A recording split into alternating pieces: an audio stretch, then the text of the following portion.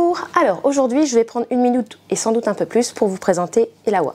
Un petit jeu de stratégie familiale, diablement méchant si on veut, un peu retors, de collection de cartes, dans lequel tout est dans le titre pour comprendre les règles. Oui, il suffit de lire à l'envers et vous allez avoir la mécanique. Vous l'avez toujours pas? Alors on va y aller. L'idée ça va être de récupérer des cartes qui chacune vont vous octroyer des différentes façons de gagner des points de victoire. Dans un premier temps c'est très simple, il y en a une qui vous intéresse, vous la prenez. En bas, vous avez une valeur. Ça signifie que vous allez pouvoir vous avancer de 2 derrière. Vous avancez comment? Vous avancez comme dans la Wallée. Et les Wa à Wallée. Vous l'avez? C'est bon. L'idée, donc, je prends les 2 ressources suivantes que j'ajoute chez moi dans ma petite réserve.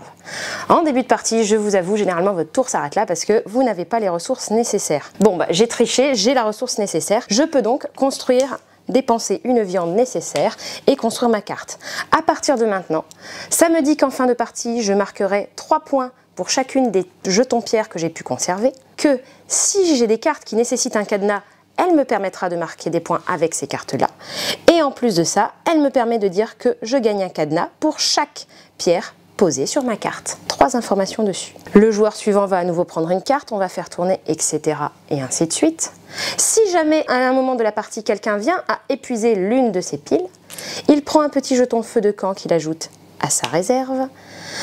On remet une petite pile ici pour continuer la partie, et on va continuer comme ça, ainsi de suite. Si jamais cette pile-là est à son tour vide, la partie s'arrête et on compte les points de victoire en suivant ce que je vous ai expliqué à propos des cartes, à savoir les conditions de points de victoire qui sont expliquées en haut de vos cartes.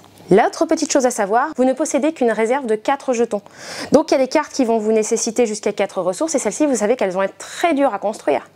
Et il faut être sûr de récupérer les bonnes ressources au bon moment. Si jamais à un moment, un tour vous permet de récupérer plus de 4 ressources, vous pouvez les dépenser durant ce tour-là, mais il faudra la ramener à 4 à la fin de votre manche. Vous avez maintenant toutes les règles. Il est donc jouable sans problème à partir de 8 ans, de 2 à 4 joueurs, pour des parties d'environ 20 à 45 minutes en fonction du temps de réflexion des joueurs autour de votre table. Et pour ça, on va pouvoir remercier Johannes Goupy et Corentin Lebras à la réalisation. Et ce sera Elsa Roman qu'on remerciera pour les magnifiques illustrations du jeu. Je vous souhaite une très bonne partie, beaucoup de chance et à bientôt.